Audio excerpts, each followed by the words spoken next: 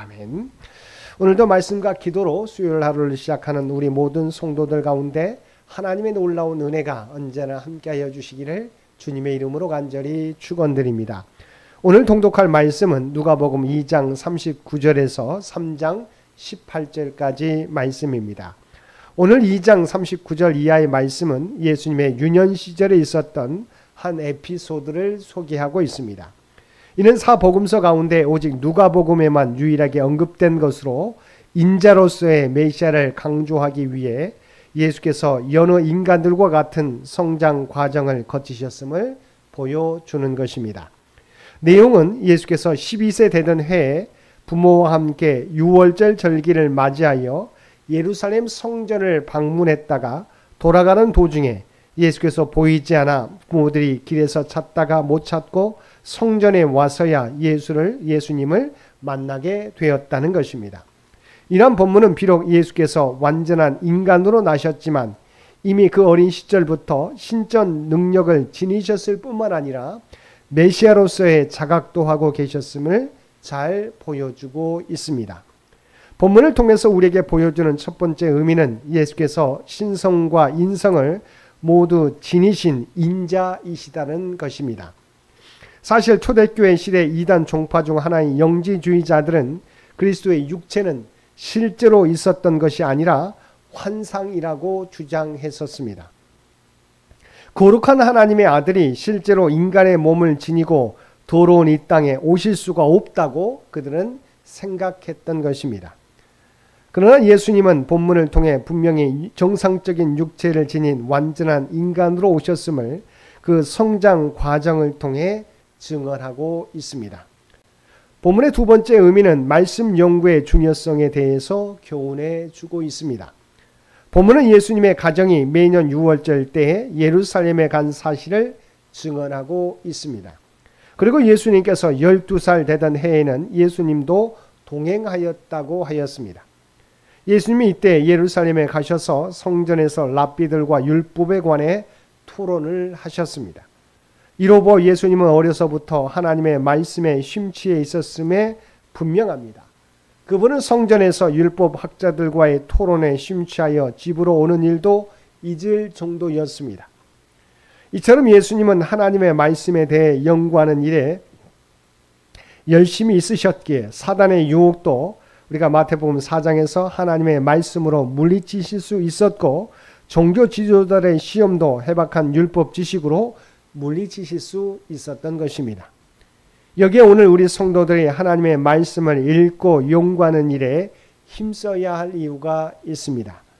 성경은 특별히 에베소서 6장 11절은 성도들에게 마귀의 간계를 능히 대적하기 위하여 하나님의 전신갑주를 입으라고 권고하고 있습니다. 아울러서 6장 17절에서는 성령의 검 곧 하나님의 말씀을 가지라고 명령하고 있습니다. 우리가 마귀의 간계를 무찌르려면 하나님의 전신갑주를 입고 그 위에 성령의 검 곧 하나님의 말씀으로 무장해야 한다는 것입니다.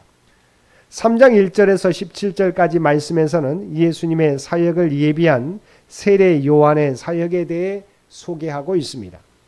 근데 누가가 예수님의 사역을 언급하기에 앞서서 이렇게 예수님의 사역을 예비한 세례 요한의 사역을 먼저 언급하는 것은 그가 고넬료의 집에서 설교했던 베드로와 마찬가지로 세례 요한의 출현과 사역에서부터 그리스도의 복음이 본격적으로 시작된다고 보았기 때문입니다.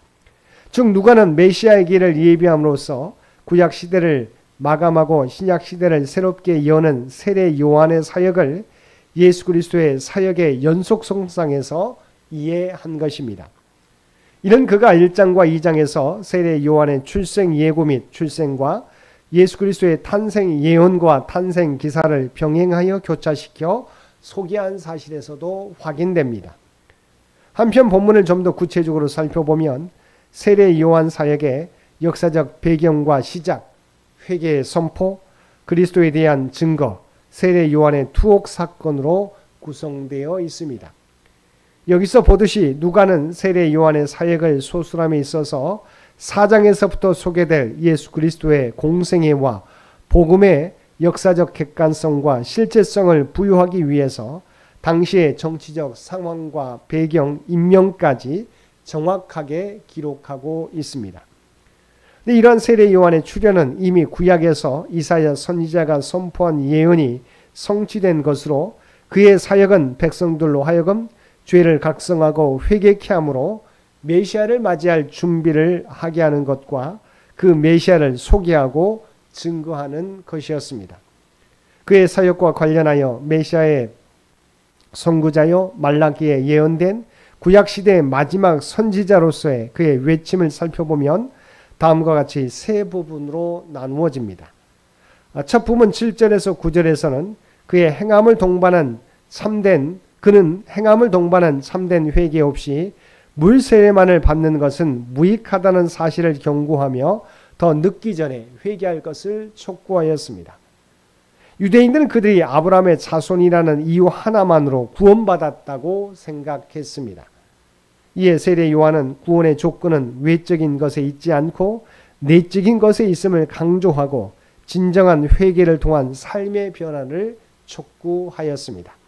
두 번째 부분 10절에서 14절은 누가만이 독특하게 기록하는 내용으로 구체적인 생활 윤리를 교훈하고 있습니다. 이 교훈은 부유하고 권력을 가진 자들에게 바로 주는 것인데 가난하고 억눌린 자를 돕고 동정하며 정직하게 살아갈 것을 권면하였습니다.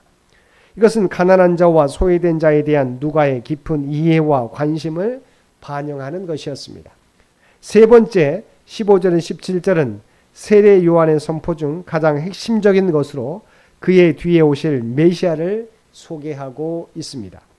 자신은 단지 메시아의 길을 예비하는 자일 뿐이며 메시아는 눈에 보이는 세례가 아니라 참된 세례, 바로 성령 세례를 주실 분이고 종말에 심판을 행하실 분이심을 선포하였습니다. 이렇게 하여 세례 요한은 메시아의 선구자로서 주님의 길을 예비하는 사명을 성실하게 감당하였던 것입니다. 그리고 마지막으로 살펴보고자 하는 것은 세례 요한의 자기 정체성 고백입니다. 16절 말씀입니다. 요한이 모든 사람에게 대답하여 이르되 나는 물로 너희에게 세례를 베풀거니와 나보다 능력이 많으신 이가 오시나니 나는 그의 신발끈을 풀기도 감당하지 못하겠노라. 세례 요한은 16절 상반절의 표현을 통해서 자신이 메시아로 이 땅에 오신 예수님에 비하여 얼마나 낮은 존재인가를 나타내 주고 있습니다.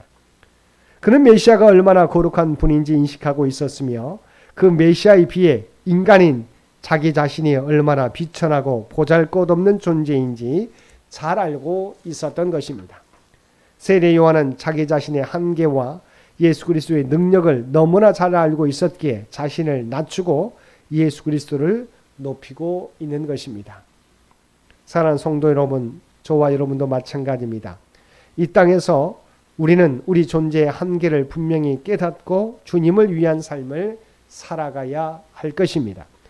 이제부터는 이 땅에서 나그네로서 나를 위한 삶을 살아가는 것이 아니라 나를 위하여 십자가에 달려 돌아가신 예수 그리스도를 기억하며 그 말씀 가운데 살아가는 우리 모든 성도들 되시기를 주님의 이름으로 간절히 축원드립니다. 함께 기도드리겠습니다. 사랑하는 내가 충만하신 아버지 하나님, 세례 요한은 주님의 길을 예비하는 자요 주님의 신발끈을 풀기도 감당하지 못하는 자라는 자기 인식을 가지고 살아갔습니다. 우리에게도 세례 요한과 같이 내가 주인이 아니라 주님의 우리의 삶의 주님이심을, 바로 주인이심을 고백하며 주님의 뜻을 이루어 드리기 위하여 힘쓰며 살아가는 우리 모두가 되게 하여 주시옵소서. 오늘도 이 나라와 이 민족을 긍휼히 여겨주시며 하나님께서 친히 통치하시고 인도하여 주시기를 원합니다. 100주년을 준비하며 나아가는 창현재단과 주의 백성들을 기억하여 주시고 주의 백성들이 나타내는 모든 봉사와 헌신과 기도와 아버지 하나님 모든 섬김을 기억하여 주시어서 오직 하나님의 뜻과 영광을 나타내게 하여 주옵소서. 하나님이 창현교회를 향한 하나님의 계획을 하나하나 이루어가는 주의 백성들 모두 되게 하여 주옵소서. 특별히 간구하옵기는 이세승 원로 장로님과 연로하신 권사님들 모든 성도들을 기억하여 주시고 하나님 의지하며 간구하는 죄 백성들의 간구 가운데 응답해 주시기를 원합니다.